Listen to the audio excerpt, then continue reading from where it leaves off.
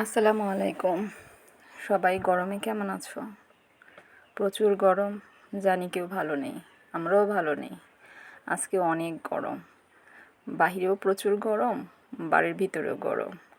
এই গরমে কোনো রকম রান্না করা, ভাত, মাছ ভাজা, আলু ভাজি, শসা, লেবু, আর লতি দিয়ে শুটকি দিয়ে একটি চচ্চড়ি।